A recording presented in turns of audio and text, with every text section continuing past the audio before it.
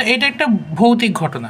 মানে কীরকম বলি, যে আমি যার কাছ থেকে শুনেছিলাম, মানে সে এখন বর্তমানে জীবিত নেই, তবে জীবদ্দশায় তিনি তারাপীঠের একজন তান্ত্রিক ছিলেন আর কি, মানে খুব নিম্নমার্গের তন্ত্র সাধনা উনি করতেন।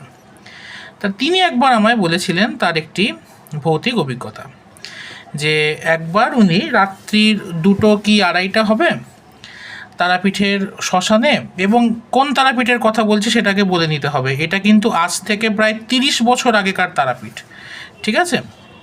30, 34 বা 40ও হতে পারে, মানে তখনকার তারাপীঠ 90s 80s তারাপীঠের কথা।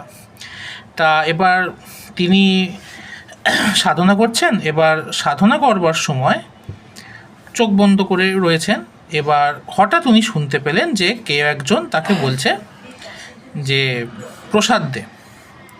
তখন উনি চোখ খুললেন, চোখ খুলে দেখলেন যে একটা মহিলা দাঁড়িয়ে রয়েছে, যার চোখের এই মণি নেই, মানে সাদা এটা, আর মানে ফেসটাও হচ্ছে পুরোপুরি সাদা, আর চুলটা পুরো এলো, মানে এলো চুলে দাঁড়িয়ে আছে, পা বলে কিছু নেই, সেটা মাটিতে ঠেকছে না, দেহের নিম্নাংশটা এইরকম টাইপের।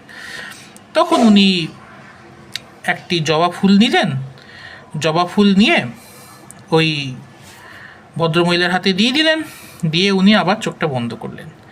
চোখ বন্ধ করে তিনি যখন আবার চোখ খুললেন, উনি দেখতে পেলেন যে ওনার সামনে আর কেউ নেই।